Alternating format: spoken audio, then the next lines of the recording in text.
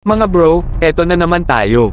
Balita mula sa Philippine Navy's Naval Shipyard, NAVSHIP, na tiyak magbibigay ng dagdag puwersa sa ating mga barko.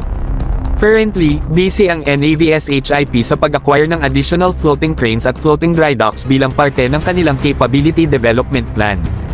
Kumbaga, pangmalakasan na to mga bro. Siguradong mas lalo pang mapapatatag ang mga assets natin sa dagat. Imagine mga bro, ang efficiency na kayang dalhin ng mga bagong kagamitan na to. Hindi lang basta maintenance ang habol dito, kundi pati na rin ang pagpapalawak ng operational capacity ng ating Navy. Parang level up sa game, pero this time, sa real life, at ang saksi, tayo mismo. Ang nakakapagpasaya pa rito, hindi lang basta sa isang lugar iikot ang kalakasan ng NAVSHIP. Ayon sa mga plano, magre-replicate pa sila ng kanilang capabilities sa iba't ibang lugar sa bansa. Kung dati isang bayan lang ang may astig na setup, ngayon, buong Pilipinas na, mga bro. Dahil dito, mas magiging handa tayo sa anumang challenge na darating, mapa-emergency man o military operation.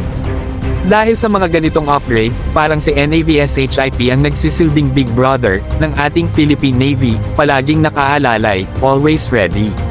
Napapanahon din ang mga ganitong move lalo na't andyan ang iba't ibang threat sa ating maritime security. We're talking about a Navy na kayang sumabay sa mga modernong hamon ng panahon. Kaya mga bro, saludo tayo sa NAVSHIP. Sana nga lang magtuloy-tuloy na ang pag-upgrade na ito at hindi na lang puro plano. Kung ang direksyon na to ay may pagpapatuloy, walang duda na ang Philippine Navy natin ay isa sa pinakamalupit at pinakamahuhusay sa Southeast Asia. Tuloy lang sa suporta, tuloy lang sa paniniwala, dahil dito sa Pilipinas, the best tayo.